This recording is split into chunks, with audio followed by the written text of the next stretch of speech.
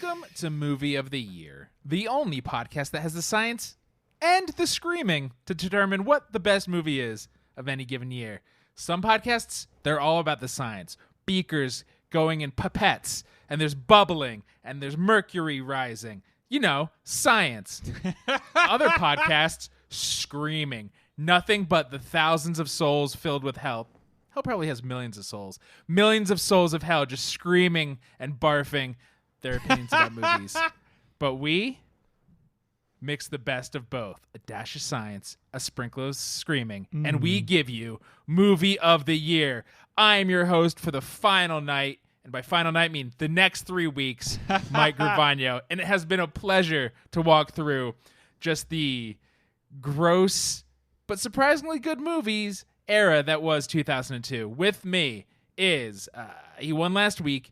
He was my best friend, so I think that means he wins the whole season of Movie of the Year. It's Greg. Hell yeah. If you're going to win just one episode, which it's not quite what I did, but almost all I did in 2002, let it be the last one, because then you have best friend rights for all of the off-season. I will win tonight. You can't. I will win tonight. Only a movie can win. What if I'm elected Movie of the Year 2002? Ooh, that would be Oh, exciting. shit. You know what?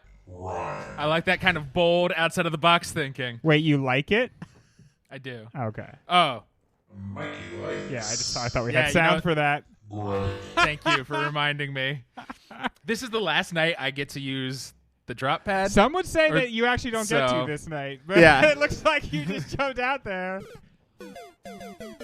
I will let the I don't say that. I don't want to blow our wad. Sorry. Let's shoot. Please don't blow our collective wad, Ryan. I don't want to shoot our jism, but after these 3 shows, we have a new host, and whoever that is just won't abuse the drop pad board, folks. Of course, I promise you. Of course. Did I Never. abuse it?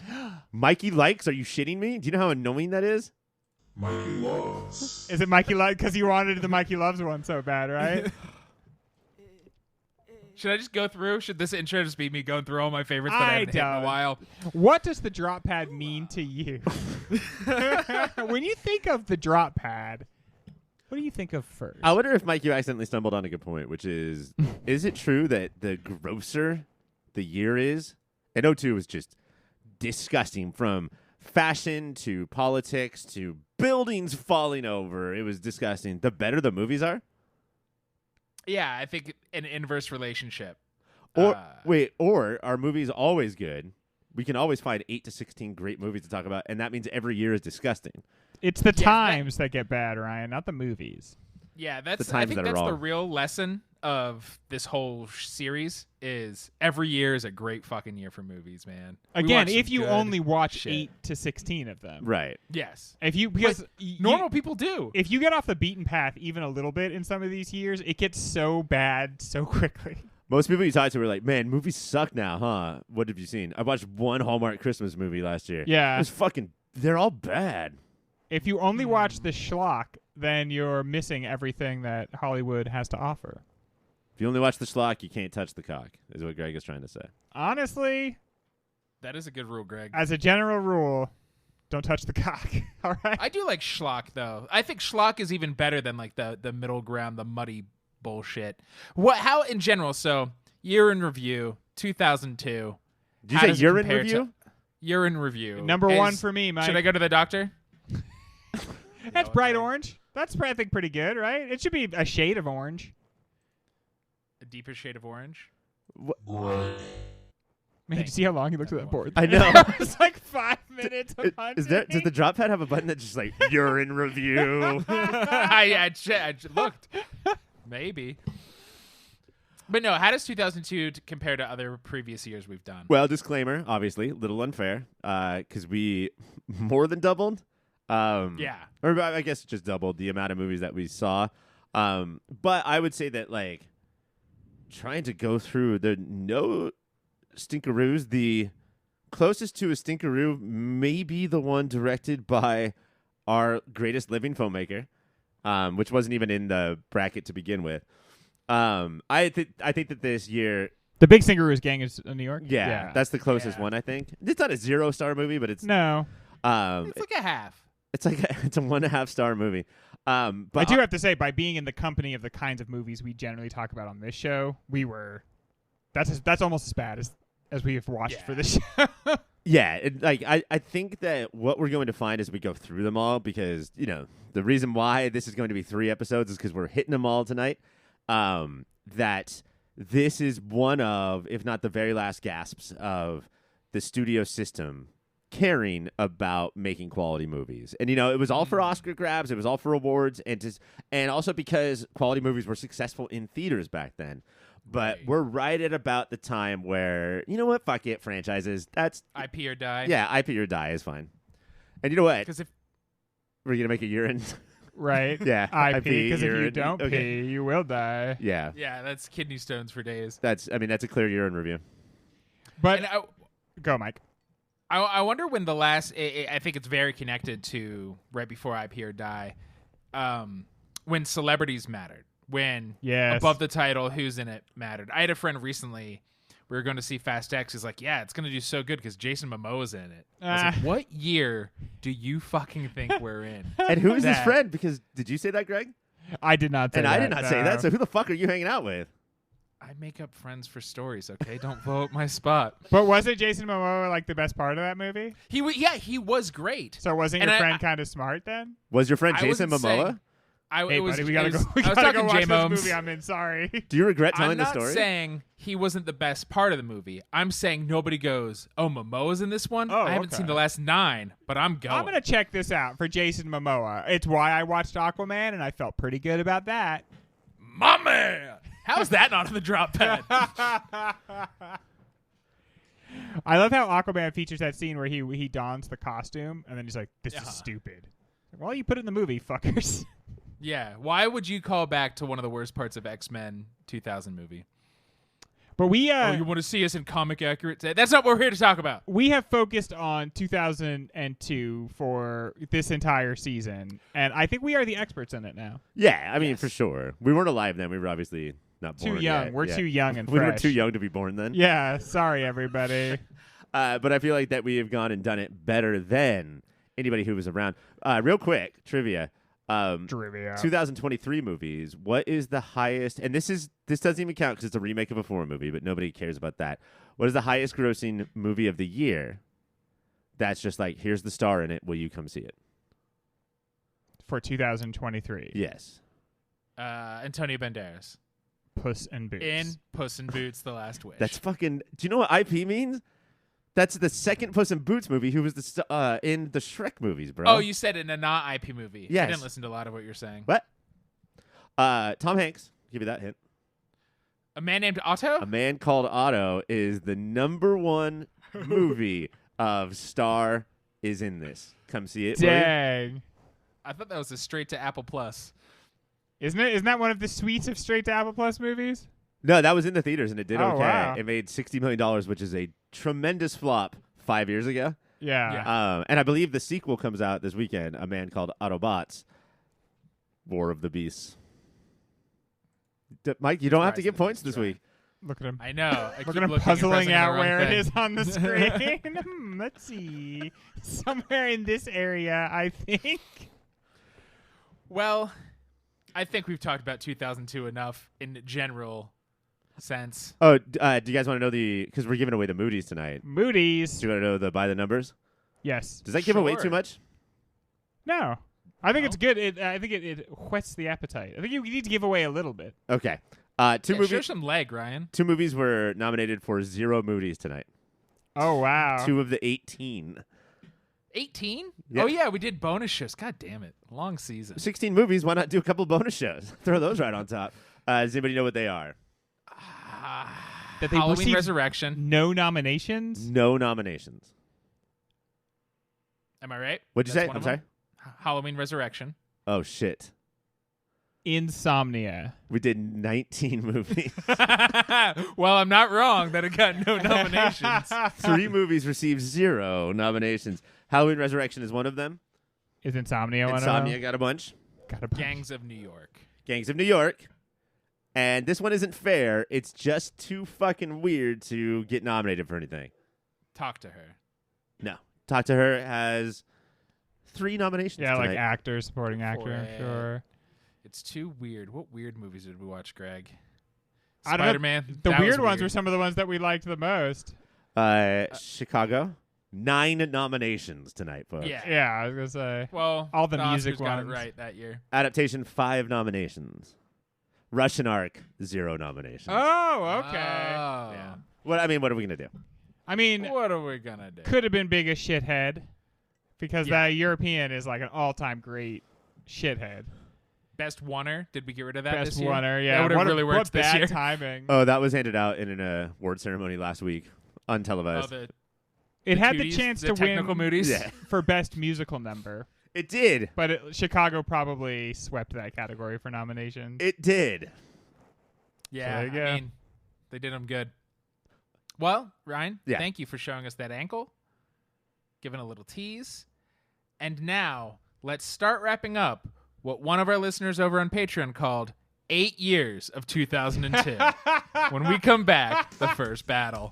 Hey guys, thank you so much for listening so far. And let me just tell you that everything ahead of this commercial is much better than what came before it. That's my guarantee. While I have you here, let me tell you about a website. It's called yourpopfilter.com. And it's everything you need that's related to Pop Filter. Everything Mike, everything Ryan, everything Greg, everything Cassie, everything is there at yourpopfilter.com. While you're there, go to yourpopfilter.com/Amazon. Make that your new Amazon bookmark and do your shopping from there. That way, we get a little piece of the action and Amazon doesn't.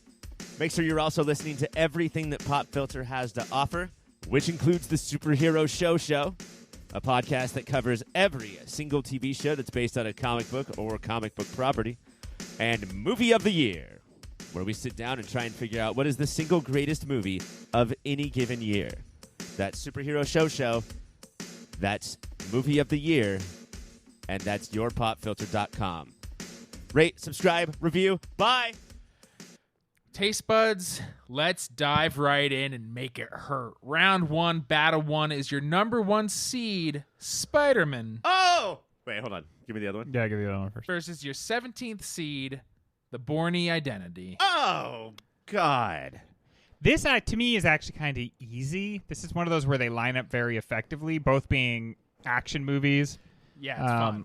Yeah. Starring boy-faced gentlemen. And, I mean, that probably changed cinema from that point Well, Yeah. both these movies did. going forward. Wow. Yeah. And you can't even get a point for that. I can't.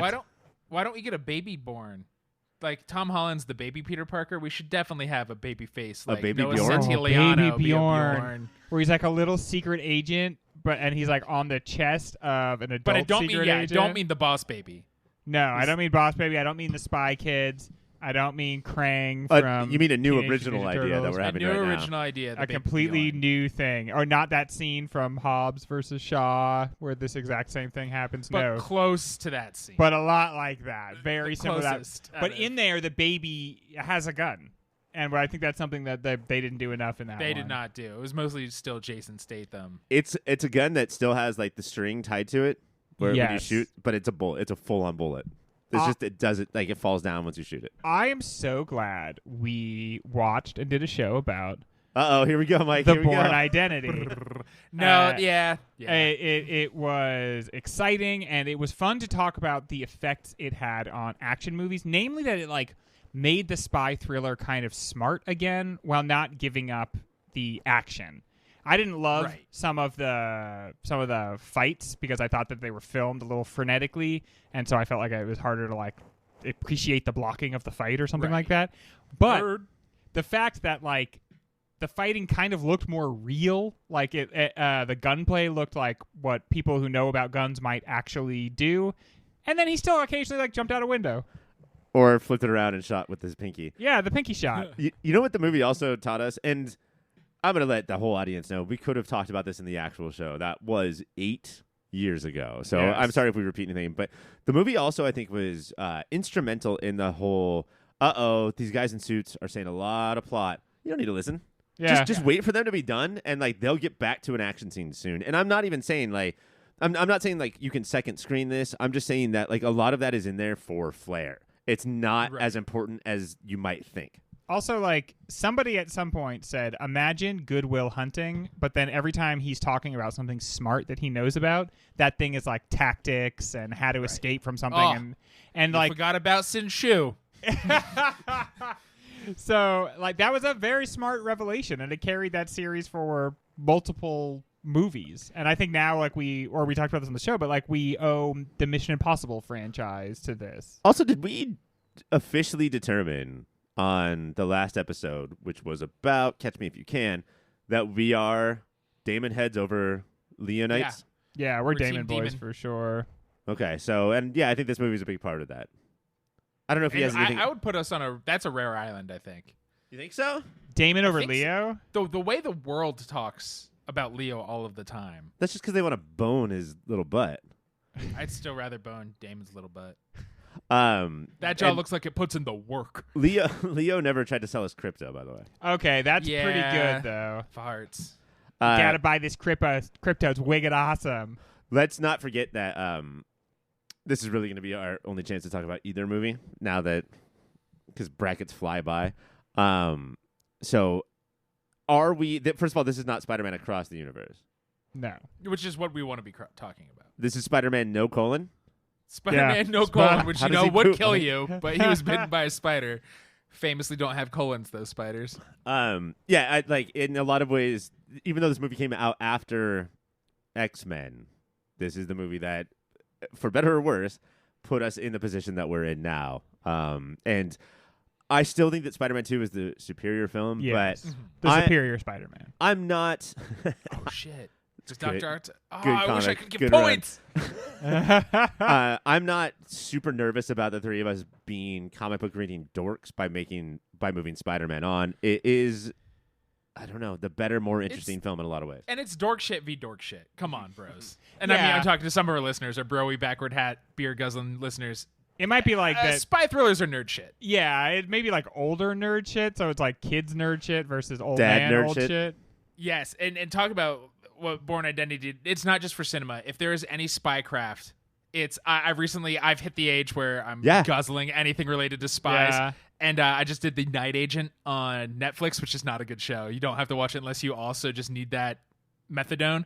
And so much of this property owes everything to Yeah. Matt Damon, including like the stupid like square haircut and like now I'm hiding.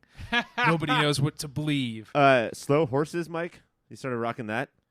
I have not. I There's- think you've told me that I need to rock those slow horses. There's a point, or that's with Gary Oldman, and then The Old Man with Jeff Bridges. There's a point where children put away their childish things, books about dragons, and pick up much more adult things. And like, there's so many dudes who are just like, finish this spy novel. Where's my next spy novel? And they just open it up immediately. Yes, it's I'm pretty sick of dragon books, Ryan, and I don't care how formulaic spy novels are. I'm not sick of them. I'm always like, oh, there's that twist. You know what I like? I like historical I'm getting into now historical fiction that like might have dragons in it if it were just regular fiction. Oh wait, like if a dragon was on the South in the Civil War, like would they have won? Well, like I do declare, I'm no fancy city dragon. I'm reading Wolf Hall, which is about like Henry VIII, and so much of it is like these houses moving against each other, and it's like, man, this is almost like Game of Thrones, except nobody has a dragon. Oh, okay. So without the fantasy is what you're saying. Yeah, like that is still about like the like feudal-ish systems and Intrigue and yeah, and one king, and then his privy council. And that's cool, but I everything like that. my idea better. Dragon in the Civil War, Greg. Yeah. That's right. That shit. Well, right I think now. they would have fought. They would have fought for the North. I think Well, we can. the- Dragons are racist as Metallic. fuck. The metallic dragons would have fought them. yeah, but the We all chromatic. know the dragons would have chromatic. been- yeah, full for south. sure, for sure. All right, shut it down. And then the black dragons would be like, well, I'm torn. I feel torn, dude. I'm Call me chromatic, Natalie but Imbruglia, but I'm torn here, man. It's clearly time to vote. Greg, I think you called it, but we have to make it official and legal. So, Greg, Spider-Man. yes. Ryan, I don't think it's a slam dunk. I think this is very close. I really enjoyed both movies, but maybe it is we just are who we are. Spider-Man. yeah, I concur. Well, that is the first battle, and it feels good. It's good to just get the first roll one out of the on. way. Yeah, you know what? Let's just roll into the second one then. Just keep going. Just why not? Why would we Just take do a break? another battle. This is a very different kind of battle. Your 40th seed, which is not the lowest seed in the bracket. Oh, spicy. Talk to Her versus your 24th seed, Insomnia. Okay.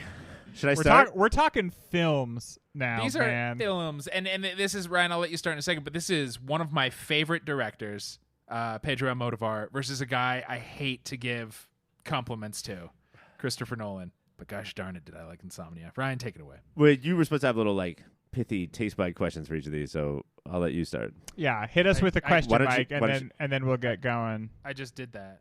What did you said? Mike. Ryan, Which start? one of these two movies is keeping you awake, Ryan? I said, Thank you, take Greg, it for away. hosting the show. I don't like getting razzed just because you can't earn points that suddenly you're Your fucking giving me air is over, There's homie. no dude. stakes. Yeah. on-air Your- notes. Your day is over, brother. Mikey does not like. It's a new day. I've been a long defender of Insomnia because I remember there was a time where I thought Christopher Nolan was good at telling stories, and out the gate with Memento, and then this was the follow up, right? Like Yeah. Hollywood was like, here's some money. It all went to shit after that, and when I mean not went to shit, but he started. Not seeing the forest for the trees, to use a phrase I don't really understand. The storytelling sort of fell apart for the benefit of the set pieces or Right. the ideas that he really want his characters to literally just say out loud. He started thinking this is very clear. He started thinking he was smarter than his audience. And I think that condescension and pretension comes out in his movies. Right. And yeah, every movie of his has him as a character at a certain point where he's just saying like, you stupid idiots. How Do you come not nobody understand? gets how awesome my thoughts are? Could I say about these two movies though? This is like kind of kismet that they are aligned like this. They're both about two bad men. One of them who you think is the real bad man, and the other one who you're like, well, he's just kind of going along with it. But by the end, you're like, no, both of these men are equally bad, and I just think all men are as well. Like the dichotomy is set up early on that there's a good and a bad, and then they kind of just slide towards each other. Which they may not, in the movie, all four gentlemen may not deserve the same amount of jail time if all of their cases went to court, but in the court of our approval, opinion? yeah, fuck them. But Hashtag yes, all men. it's interesting. What we see with the number 40 seating of Talk to Her is something that this show is always contending with, which is, I'll make the claim here, Talk to Her is the best movie we saw in 2002. But it's not best movie of the year. It's movie of the year, right? And did it capture 2002? Were people talking about it? If you say to somebody on the street, like at some point we always have to say, like, we have to tell people what the movie of the year was. Do we feel like we can stand behind number 40 seated Talk to Her, and that our reason for that is it was the best movie of the year? Well, yeah, I think it depends, because then you get to hopefully not a douchey gatekeeping movie fan kind of way, but like gush about this film and why they need to watch it. And Talk to Her does have some like, hey, content warning. Like here's what you're gonna get. A little man goes into a vagina. I mean, it's true. You're gonna see that. You're gonna see a little man running all over a naked lady. That's a little man goes into a vagina is not the start of Greg telling a joke. That's the whole. that's it. That is straight up what happens. and Knock, knock. it's my origin story in reverse. I think that Talk to Her was my come and see in that little scene, little talked about movie that I really wanted to push through to the bracket. I think that's the one that I really wanted for this season, and the journey was incredible because it's not like you guys had to take convincing because of who the director is, right? So you guys were like, oh fuck yeah, 40 seed, we don't care, like let's move that in. But then watching it, I was like, oh boy, what is this conversation going to be like? Right. And I was prepped, I was ready to like defend it, and then I think in that episode, all three of us got to the point where we were like, movies are tough, movies are challenging. This shouldn't just be outright banned, No, yeah, and that's, I mean, if you're getting out of Motivar, he's gonna make you uncomfortable. Good. Yeah. We don't want fucking fluff all the time. I don't want to watch the Great British Gatsby. Bake Off, the movie, for this show. Okay, oh fuck you! okay. Hold on, Calm you would down. absolutely watch that. and he would do an entire series of podcasts. We don't need to just send strays at the Great British Bake Off. I'm not dissing that it exists. I'm just saying a thing. You're just like, I just want to be wrapped in a warm blanket. That's not what this show is for. Yeah, is the problem about Talk to Her is that it doesn't render enough of a judgment about its subject matter? I think that like. Even though I don't know, should we go into detail about what the movie's about, or is that just go listen to the show? You can do a little detail, Ryan. iTunes may have pulled it down because it's been out for so long, but it's about two guys who become friends over the fact that they're always in the hospital because the person they love is in a coma. One guy was in love with a bullfighter for a very short amount of time. He doesn't need to be there.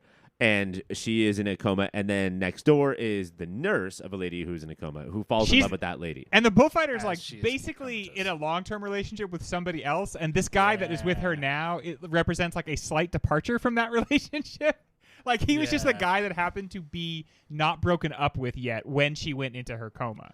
And you could edit a preview out of the way Almodovar shoots this movie that is so romantic. Like, it makes it feel like such a gorgeous, sweeping, epic, tiny epic, if you will, about these men and how dedicated they are to these women. And then you watch the movie, and that is how Almodovar shoots it. But he's like, what if I shot it like that, but I showed you what men would actually do in this situation, which is rape and pillage and lie for each other. And that's why call it caring. Right. Yeah. Is it the question you guys said a second ago, is it bad that the movie doesn't put more judgment on them? I don't know. I don't need a morality play. Like, yeah. If you walk away from that and being like, thing. How does Almodovar feel about this? We as the viewer bring the judgment to it.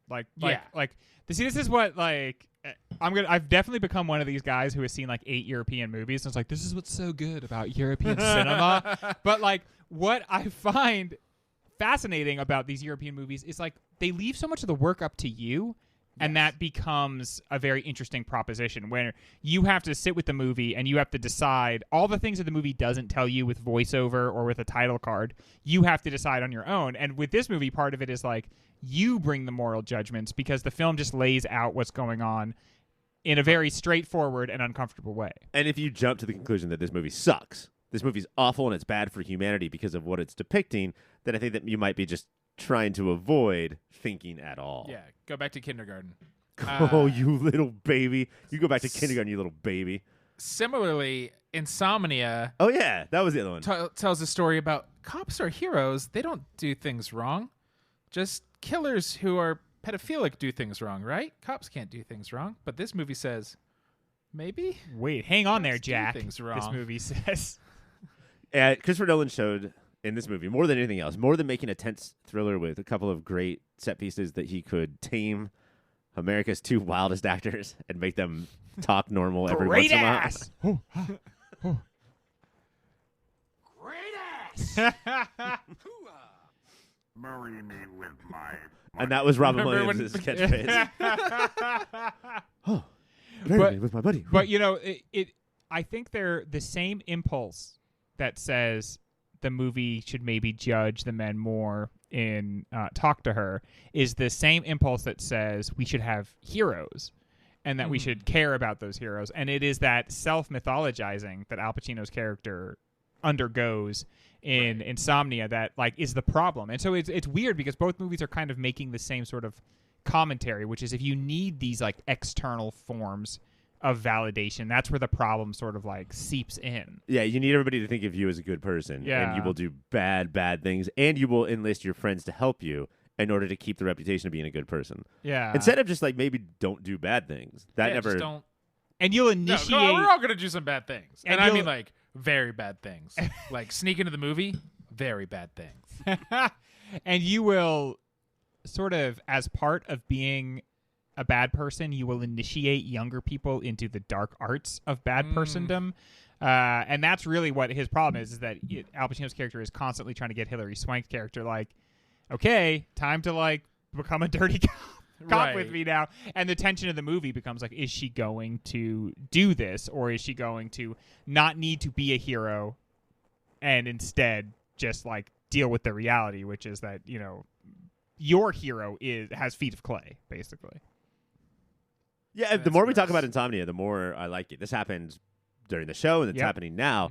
I do agree with Greg that eventually we're gonna run up against that question of like, is Talk to Her, can we really make it the movie of the year? And there's a lot of movies that could surpass it, but it's not Insomnia. Yeah. I loved Insomnia, but I feel like I wanted to move it towards Insomnia because this is going away, and it's clear from how we talked about these two movies. Sometimes when they line up and they kind of line up against a movie that performs in the same wheelhouse but does it better. Like this is what happened last round too. It's like, okay, so you've got these two action movies against each other. Well, it kind of exposes Bourne Identity. This Right. movie, like, it's kind of exposed by Talk to Her. But the problem is we're going to hit, the later rounds where the popularity of something else probably wins. And that's the problem. If Spy this happens, Kids 2, The Island of Dreams. Sure, dude. Coming Shark for you, Boy, Talk Lava to Her. Girl, it could be. if this happens where it's an American movie versus a foreign movie, then the American movie is just fucked. Like, because we're such smart, sophisticated people. We're Yeah, gonna be like, dude. oh, okay, come on. Why would we pick the American movie that's for stupid idiots? Well, Insomnia is half foreign. Is it? He's British. Is he? Is he British, Nolan? or do we just Yeah. assume he is? No, he is. Christopher Nolan. And or maybe Alaska, Madonna did. Alaska's like hardly America, right? That's true. That's the like- Russia of America. Yeah, so Well, Talk to Her moves on, and we are going to take the quickest of breaks. And when we come back, you know what? Let's give out some awards. Hola, Filterinos. I just wanted to interrupt real briefly and say thank you for listening. Thank you for your support. If you want to support us a little more directly, you can go to patreon.com/yourpopfilter. There, depending on what tier you pick, $1 a month, $5 a month. If you're crazy, anything more than $5 a month, don't do that.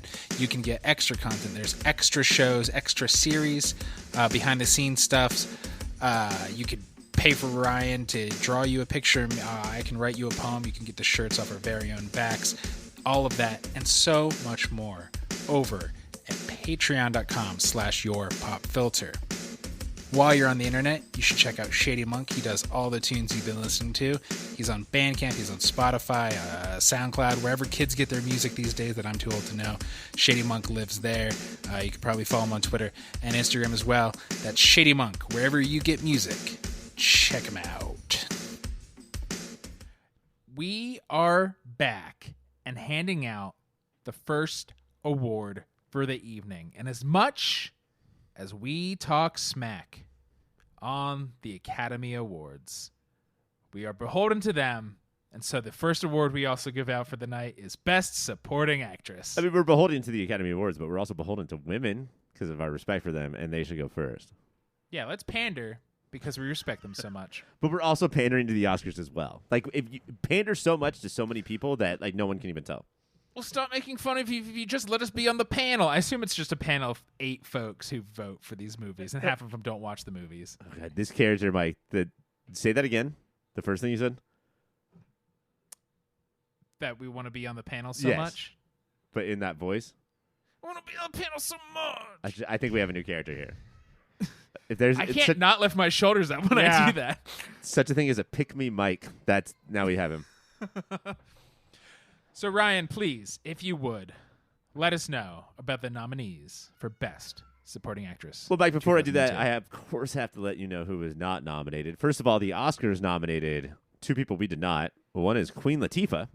wow. Okay, yeah. We did not. Did not nominate her. And Meryl Streep. And the reason that is because we moved her to Best Actress. 'Cause there Yeah. wasn't enough. What? I mean, what was she supporting the entire fucking movie through her amazing performance? Greg also not nominated was Mary Lynn Rice Cup from Punch Drunk Love.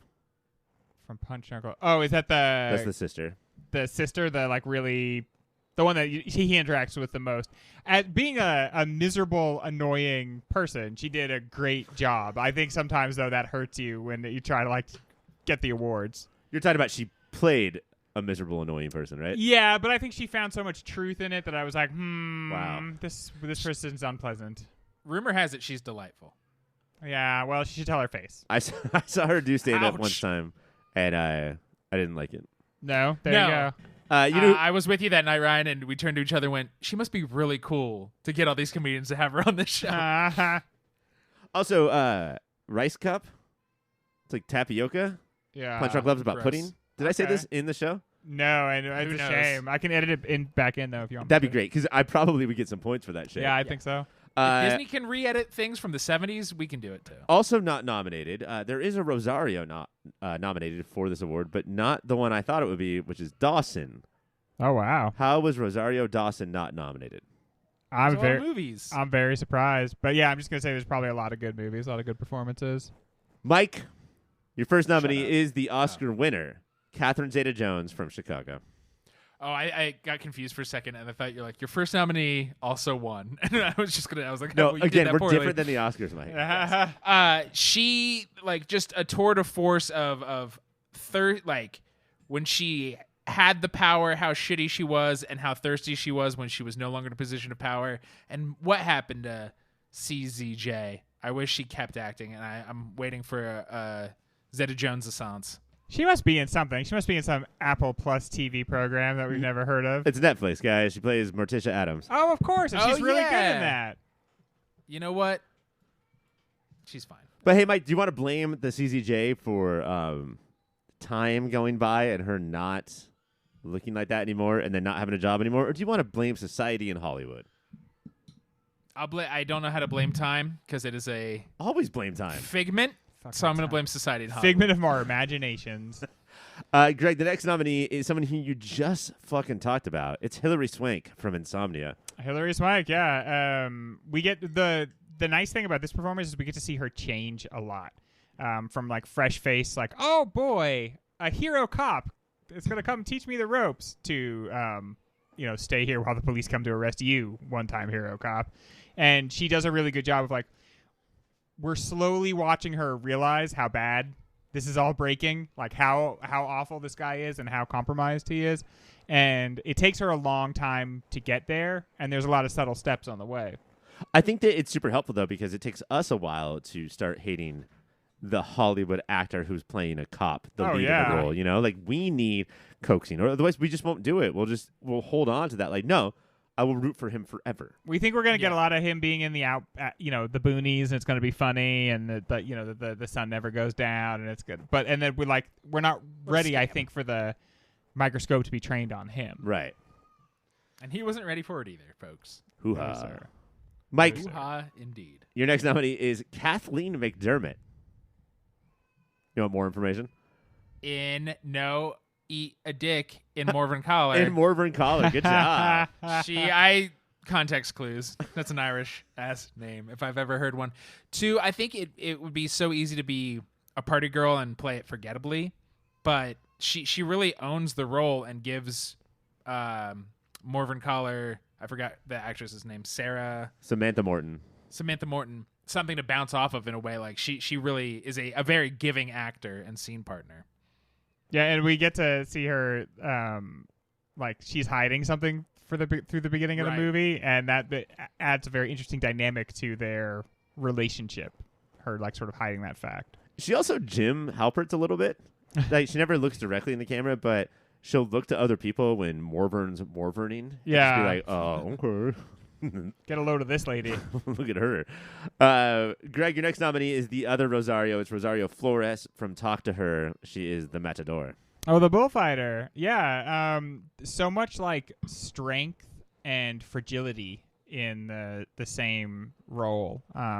We see her fight a bull and flee from a snake and fall into a man's arms and deny the love of another. I mean, just like setting up tableaus, right? Like, hey, any artist, paint this, paint this, paint this. Yeah, and it's her dynamism that, like, when juxtaposed against the coma that she finds herself in.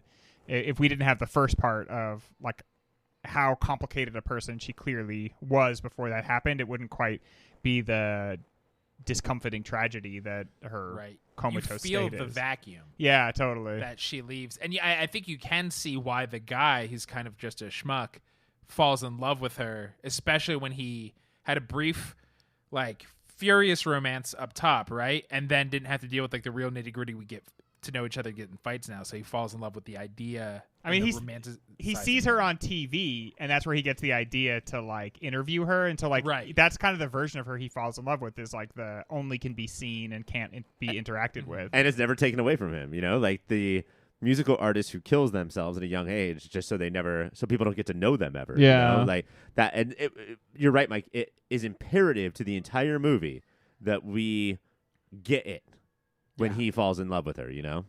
Like, it's weird, Because it's creepy, but we have to get it. That's also the sideways in of how that movie fucks with you is we get it when he falls in love with her, and so we're like, well, he's the good one then, compared to the nurse, and then the movie's just like, oh, you've fallen into my trap, you suckers. Greg, your final nominee is the aforementioned Samantha Morton, but not from Morvern Callar, from Minority Report. She could do it, guys. She might do this. At first, you're like, okay, what? She's just going to chill in milk? That's not hard. I could do that. You do that, in fact. I could not. I would die. But when the movie removes her from the milk and puts her into the non-dairy world, we get to really see like the sort of like she does a good job of bringing forth the pain it would be to see the future or a future or to know what people think. That it's like so it's an affliction. It's not really a gift, and that she gets exploited for that affliction. And so she brings in that like she's got a power, but it makes her like actually weaker, and she embodies that very effectively.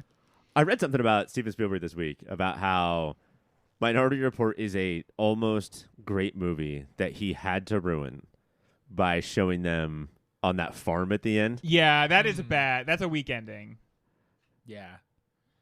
I don't know. Spielberg. He just can't not, you know, like he just has to be like, no, let's all go to heaven. You know you know what would be a good ending? That remember how Children of Men ends, where they're trying to get the pregnant lady like to this group of people, and the group of people show up, and then that's just the end of the movie, and you're like, wow, I hope that was them, and I hope they were okay, and I hope they managed to help her.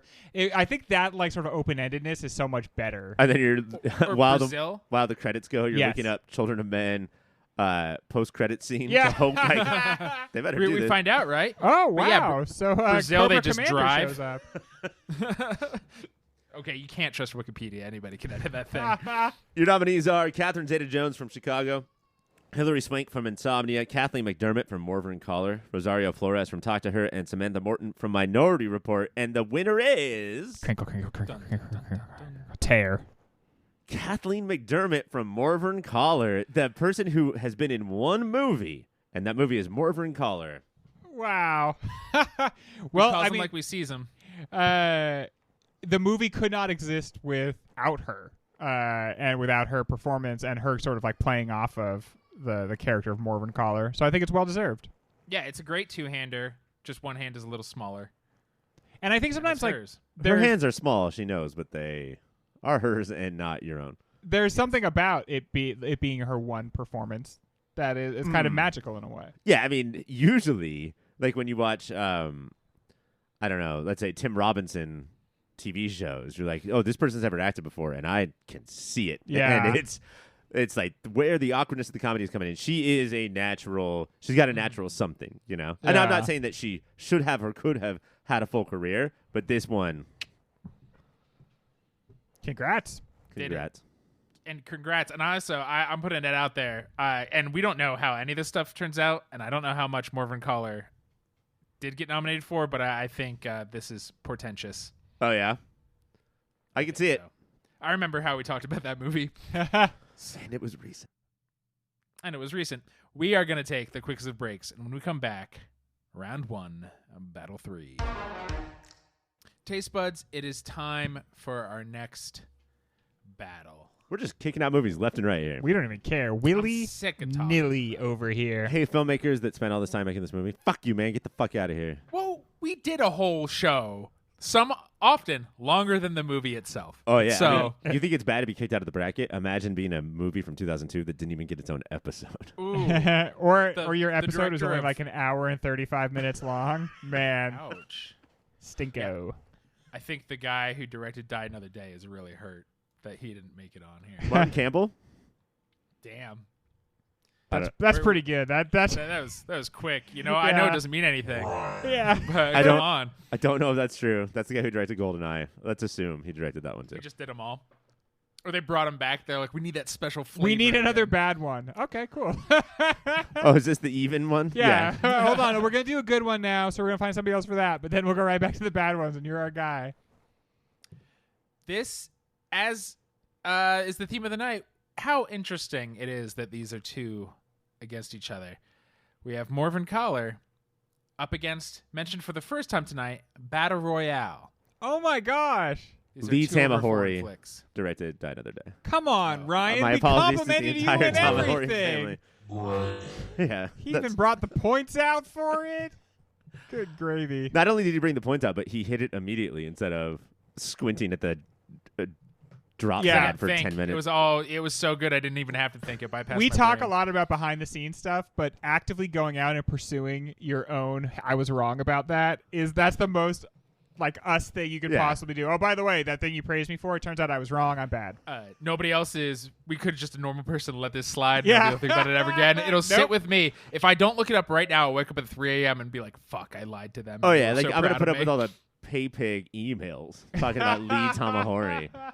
Mike, this fucking sucks. I would say that for the first time tonight, this fucking sucks. Yeah, because again, like they would have a chance against certain other movies, but the fact that well, I have to say this. Battle Royale is a foreign film, but was like I feel like if you say to people Battle Royale, they're like They Battle know Royale. it. They're like, "Oh, wow, yeah, that movie." If you say Morvern Callar to people, they're like, "I don't even know what the fuck Do you you, just do you said." have to something me." stuck in your throat? Was that a sentence? Like, are you accusing me of something? What I like to do when somebody says something that I don't understand, you say gesundheit. Very good. Very, very good. In terms of just experiences, extremely different. Morvern Callar using like the power that comes with slow storytelling, the effect of a movie that contains one dead body but no actual deaths, versus Battle Royale, which is like frenetic from the jump, and characters die so quick that you're like, wait, did that guy just? Right. Oh, I guess so. What if instead of Battle Royale inspiring all of the video games that children play today, Morvern Callar did? I would love to see a slow cinema take on video games. It would be like a point and click adventure. You have to figure out what to do with this body. You have to like equip bone saw. All right. The secret Equip of Morvern Island. glasses. Is it Tape basically Walkman what to midsection. Disco Elysium is? Like you just wake up and Honestly, you're not sure what happened. There's there's a lot of similarities there, right? Yeah, you just have like a situation that you kind of caused and now you have to deal with, and like honestly the things you're doing aren't progressing towards like a Nope. solution so much as making the situation just a little worse. Or a little different. Or it's just Just a different. lateral Differently bad. I have to say, one thing I'm a little concerned about is I just saw Morvern Callar, changed my life. I saw Battle Royale, also changed my life, but like that was maybe a calendar year ago. And it changed your life until you saw Morvern Callar, which then changed your life in a different Again, way. and So now yeah, I'm- like, now I'm in my Morvern Callar phase. now I'm going this way. I don't The- just want death and destruction. Something I missed about Battle Royale is that it was one of these movies that did a good job of both taking itself seriously and then not taking itself Yes. seriously, and that sort of like tonal shift throughout it I found very compelling. Like it kept me engaged. Sometimes it was like not as two children fell off a cliff, and then other times it was like society's turning us into murderers. This is so true. And both of those things are like equally valid moments of the experience of watching the movie. Right now, the thing that I'm struggling with is that Battle Royale seems more like it's for children, and we are again very sophisticated, and so we want to make the more sophisticated pick. But right now, I'm thinking that Battle Royale is, while being more accessible, which in this case is a bad term, more revolutionary and more of something that I had never seen before. And it's totally possible that I had just not seen enough Asian cinema to, Right. like, there might be a million movies like this and I just didn't know. Whereas Morvern Callar, when we compared these specific two movies, and now they're, like we talked about, the battles highlight the two movies. I've seen Morvern Callar a bunch. You know? Especially Even though it was great, you've seen these moves. Yeah, and there's a ton of things that, like, I would say I hadn't seen before, but the overall, you know, I was a 90s indie movie kid. Yeah. that's the thing. Yeah, like we've seen Train Spotting. You know, we've seen the movies of the Scotland scene. Battle Royale also, like, I feel its presence in modern entertainment in so many different forms. It gave us Hunger Games, which is now maybe a little hard to remember, but like if you dial the clock back to like 2013 or something, was like huge. Was everything. Again, like Harry Potter off its pedestal. Yeah, totally. The thing that's so different now is that, you know, it's so hard to make any money in the theaters, whereas 5, 6, 10 years ago, oh, there's new Hunger Games, $300 million. No, Yeah, well, I easy. mean, we don't want to, but we'll go see it. We'll get it back. Morvern Callar, I guess I don't feel as much like I have seen it before as you guys did, but I don't think it was as transformative an experience. The other thing too is that I want to both make it clear when we say I've seen it before, at least when I do. I don't want to speak for Ryan. It's not like arms crossed, like I've seen this. It's that there are only so many moves a movie could make or a story could make, and this one it hit all those notes very, very well. But I like those notes. I've seen them. Right. And the reason I keep watching movies like Morvern Callar is because I like the notes. And again, like Right. I said, there are those new things, you know, like there's so many tricks, or that feels like derogatory, but there's so many decisions made in Morvern Callar that is like, well, okay, damn, Lynn, like that was unexpected, or that was definitely what nobody else would have done, you know, like you are an auteur. But Battle Royale is the whole thing. What is weird, I don't know if this should count as like a knock for or against, but both movies had the same amount of syllables, but like Battle Royale, that doesn't work as well as Morvern Callar. Yeah. Because then I think you got to get into like the science of audiophonics and how things should sound. And You got to put beakers into puppets or whatever you said. I think the Beakers thing into about puppets up Beaker's butt.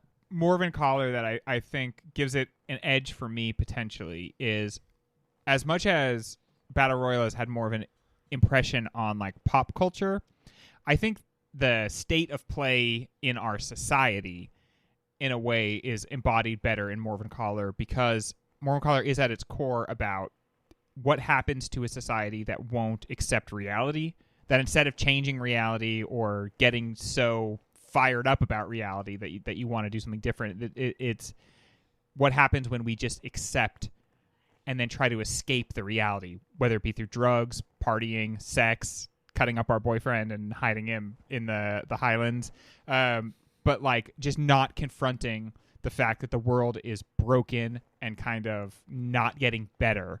And I think like 20 years later, we like as a society, we have a whole group of people who would rather believe in pretend conspiracies than deal with the fact that that life has become very, very hard to accept. And so we have a whole society that has turned away from reality in the way that Morvern Callar talks about. The best scene of the second season of White Lotus is when the two main couples are at a table and Aubrey Plaza is like, wait, you guys don't read the news? And I was like, wait, yeah, they don't read the news? And then the other couple was like, no, why would you? And I was like, wait, why would you? Yeah. Both just equally knowing valid about it and arguments. not doing any, like just being aware that bad things are happening but not Right. actively doing anything, is that do a anything. Does that help better you? state? Does Yeah. Does that make Nope, you like but it yourself is- more, bro? The first thing I do when I wake up. Yeah. What will Let's bum me out the see. rest of the day? My Let's brain's not see. even on. Not to discount, I think that was a great argument, Greg, and I see what you're saying about Morvern Callar, but I also think you could look at Battle Royale and say, not just pop culture wise, but it's saying some stuff about society where like what society just sacrifices its school children in the name of something higher. Like, I don't know, for them it's they are scared of the kids and the power they'll have. For us it's like, god damn it, I want that hot metal gun cock just all the time. So Yeah. it's fine if first graders die. I think it was also very astute. It's just doing it in a schlockier, like B-movie way. I don't know if this is always the case for me during these finales, but I really have this like typical internet boy in my head for these conversations, and it's making me lean towards Morvern Callar because he would say, of course, it's Battle Royale, you know, Right. like, and that sucks. That's not a good way to like judge movies, but like, God, sometimes the fandom sort of kills things for me. Yeah, you know, in a weird way, I think they're both portraying a culture that is so lethal to young people, but Yes. just kind of in different ways. But I mean, it's such a bleak outlook of like, we don't know what to do with these young people, so let's like find some lethal thing for them to do. And the thing is too is like, oh, they'll be fine because we were fine, but bitch, you aren't fine and have never Right. been fine. So like, I don't know why you're thinking about this next generation. Also, like, we totally live in a time obsessed with, like, 2 generations of people ago, you know? And so we are the forgotten people. There's this huge mass of people moving through our society who are taking everything, every phase along their growth. And everyone else is just kind of, like, forgotten. Like, what is the future for the rest of us? We don't know. We're not sure. Silencio. Silencio. That's our future, Silencio. Time to vote. Ryan. Fuck. Feck. Mike, I'm going Battle Royale. Greg. Yeah, more than anything else, this is a gut thing for me, and I'm going to say Morvern Callar. I was just so compelled by it, and I remain so. Mike, do you want to call Taylor or Cassie and have them vote, just so you don't have like the ultimate decision? I would love the ultimate decision. Oh, you want that? Okay, Battle go like Royale. this. Oh, you did it. Next up, we have 24-hour Party People versus your 60th seed, which is That's low. that's the lowest seed we got. Wow. No, Morvern Callar was 61. Ooh. Bruce Wow. Brown. They were buddies. Those UK buddies up there. Versus your 12th seed, Adaptation. Now, we were all hoping 24-hour Party People versus 25th Hour, right? Yeah, that That's would have the been battle. nice. Oh, I would have freaked out, danced around the room, I jumped out of my seat. Definitely don't think I wanted 24-hour Party People going up against Adaptation. I'll say that much. That's because a bummer. I would say, I don't want to presume. Let's talk about 24-hour Party People for a while. the Coug. Let's talk about the Coug. And underutilized by American entertainment. I mean, it's hard to call him underutilized because he's on TV in England all day, nonstop. So it's like he's working over there. But Plus the hit American movie Around the World in 80 Days. oh, don't forget about that. Hamlet 2? Hamlet, too. But he is so talented and obviously himself so intelligent. Like the Right. intelligence that he imbues in his characters comes from a very real place, and he gets to play so much in this movie, and I just think it shines because of his performance and because of the way he's unleashed in it. I'm sure we said this on the episode, but he deserves as much credit or blame as Ricky Gervais for creating American comedy today. Yeah. He just wasn't as loud and annoying about it. He Right. just like kept doing it, which is The fun. Coug. But yeah, you definitely see the thread from Coogan to like Will Ferrell. Will I Ferrell think- just Americaned it. It might, like, if we're looking at flaws, which is kind of what we are in these debates. Well, yeah, I mean, we have to back up our clear answer of adaptation. So. Yeah, I think where it might fall apart a little bit is as like a movie, as a full experience, as a story. I think that's kind of where it falls down. I loved every scene, and sometimes I like forgot what the overarching narrative of it was because it very much seemed like, I guess in this way it's real. A life doesn't have a narrative, and so it doesn't always have very like neat stories. But this movie is just like you get to the end and then you're like, oh, okay, that's it. They're done. And the problem is they are trying to tell one. Even if they're like biopics, you don't have to have a neat story. But then they chose to say this part of this guy's life of the rise and fall of his record label. So Yeah, they impose that on it in a way. Yeah. It is a film, for sure. But I still think it suffers from that thing that everybody says about sketch shows, which is, I mean, you're not gonna bat 1,000, right? Right. Yes. And so you do feel that, especially there is a point in the movie. I want to say it's pigeon killing, but it might be a different point in the movie where you're like, man, I've been on this train for a while, you know. Yeah. And so then the better scenes have to work harder in order to get you back in. Yes, I found the Happy Mondays to be so musically awful and kind of annoying to watch that it bummed me out. That was so much. They of the were movie one later. example of like so much of the movie is like, hey, these people you think are geniuses, they're just like average schmoes. Well, like musically, they never seem like geniuses. So Right. it's like, yeah, no, dude, I think they're just like that. Yeah. I could. I wonder if there was some Brit going on here where we were supposed to know more about the movie, was hoping that we knew more about them. Yes. Because Right. they are very, very big. They're at the same level, maybe in England, that Joy Division is. But I had to like start from scratch with this band, and I didn't want to. Yeah, and so when your entry point is seeing the characters, and then you're not already won over by the music, it's just not going to be the same effect. Also, the band name was Sad Mondays. That would make sense. Or Happy Lasagna. But what their band name was did not make sense. It's ironic, Ryan. That goes Oh, over your head. shit. I always get this wrong. And the other way in which I think that the movie was maybe potentially a little bit of a failure was it seemed like it did postmodernism because it expected that it had to. and then it didn't have much to add to that project. Like, really, we were talking about that Gran Turismo trailer. yes, And like the reason that you guys are making this movie in this way, where Gran Turismo, the game, is part of the movie, is because you're out of ideas. yeah, You know, like this is just all we have left. And so I think that they were. I mean, I'd really like the movie. This sounds shitty, but again, Right. I have to make a decision. They were too nervous to go full bore and not place their tongue in their cheek. You know, like they were too nervous to be too earnest. And so, like, well, then we have to do it this way.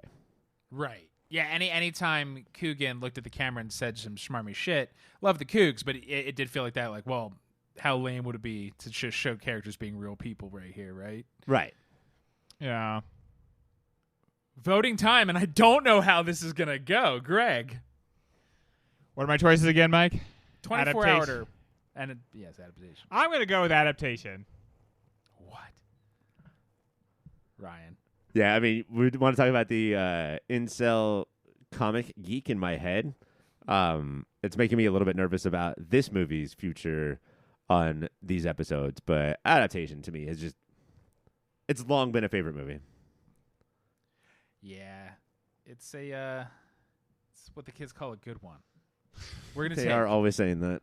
the quickest of breaks and then come back for another award. Well, that is very, very funny, or very sad, and perhaps now you have something to think about, or very problematic, and perhaps we have something to think about. But in any event, I'm sure you have some reaction to what you're listening to. So why not check us out on the social media? You can go to Instagram or Twitter and find us at YourPopFilter. Email contacts@YourPopFilter. Hey, everybody, keep watching them movies. Just, but we only have time for one more thing before we end part 1 of this 3-part finale. And that is Best Supporting Actor. Ryan, take it away. Mike, not nominated. Willem Dafoe from the movie Spider-Man. Wow. I Is it always 'cause it thought was of the first myself as movie we something of a did? nominee. That was so loud. I'm going to give you guys a little teensy hint about the awards tonight. Most of the ones who were not nominated are because Mike voted them very high and nobody else did. So, Mike, you're going to have to Interesting. answer for a lot of these. And I did. I voted very high. He's one of our greatest living actors, and he can do trash in such a heightened level. And I think that's one of the many things that elevates Spider-Man.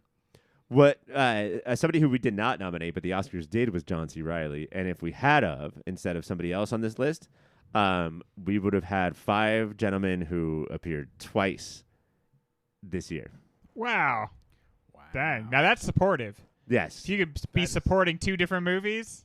And like, Yeah. I'm just here. I'm just here for the project, guys. can you just imagine them running from soundstage to soundstage trying to Oh, get all this man. done? Like balancing 2 families. Greg, you have to stop that, by the way. Well, I'm good at it. Greg, the first nominee is Andy Serkis, not from 24 Hour Party People, but from The Lord of the Rings, The Two Towers. Man, everybody loves Gollum.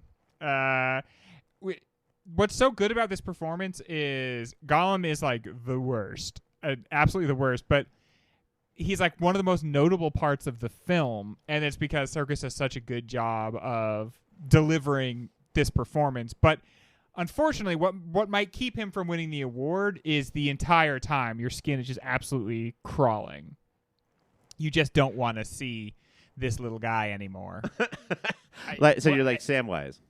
Yeah, basically. You call him Stinker, and you're hoping he gets lost. What really elevates, I mean, his whole role is great. He's the best part of the movie, but is the scene of Gollum v. Schmeagol, and Yeah. it would be so easy to clump out, and he just doesn't. Yeah. He puts real in this cartoon from 2002. He puts real like humanity in it. And that moment where he defeats the bad part of himself, which lasts for like half of one scene. Yeah. But that moment of real triumph where he like does it, the Smeagol part joyful. of him goes away or whatever, the Gollum part of him goes away. Like, it's so wonderful. And not to go against what Mike said, but when he defeats him, he says, Hercules, Hercules. That's true. Well, what do you say when you win at something, Ryan? No, that's what I say. Because of Gollum from the movie Because of Gollum. The Two Towers. Gollum. The Two Towers, right? The Yeah, the two towers. Two I don't Towers. know. A lot of people were saying on that show the Twin Towers, so that's I think it's A up lot for of people debate. were. An extended joke, the Twin Towers. It was a perfect Zoom call. I've heard a lot of people were was a saying it was joke. a perfect Zoom call. That's what Osama said afterwards. Can't you take a joke? Greg, He took your Jackass to a whole new level. Your Sorry, next- Ryan. Keep going. can I really? Your next movie I'll allow or it. your next nominee is Brian Cox. From what movie is he nominated? I'm guessing that Brian Cox is nominated for 25th Hour. It is 25th Hour, and not The Bourne Identity. Yeah, a lot more to like do in 25th Hour. Like, hey, I was your drunk dad that totally fucked you up, and now I'm your sober dad. That's kind of annoying, but like also might be the only, like one of the only good, pure, supportive people in your life. God, such a all-time moment is when Brian Cox is like, man, I really shouldn't have drank that much.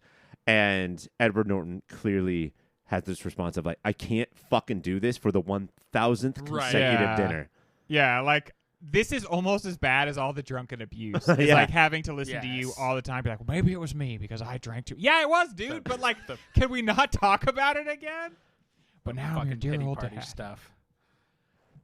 Mike, the next nominee is Chris Cooper. From what movie? I'm gonna say this is adaptation. And not The Bourne Identity, correct. And now, look, we all liked The Bourne Identity, We did. but is there a lot for actors to chew on there? His arrogant fool, like how much does he know? How self-aware is he in LaRoche is so good, and it's like a Coogan, shame, like a Florida Coogan.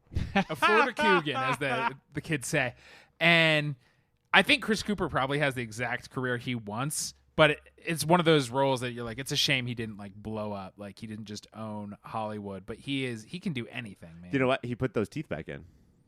He popped Yeah, this in. dude. That was the magic. Gotta leave him out.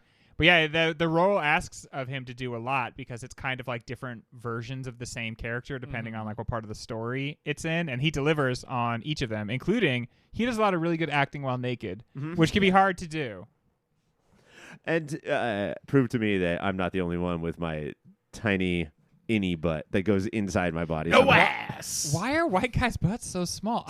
It's a thing, dude. Because like it's very tiny. That's too tiny. Like Yeah. there's It's supposed too to be tiny. something back there. I have. It's why we all have back problems, I think. Yeah, dude. We gotta be rocking the squats. Do you know how many white times guys. I have put my thumb in my mouth and just blown just to see if I could pop my ass cheeks out?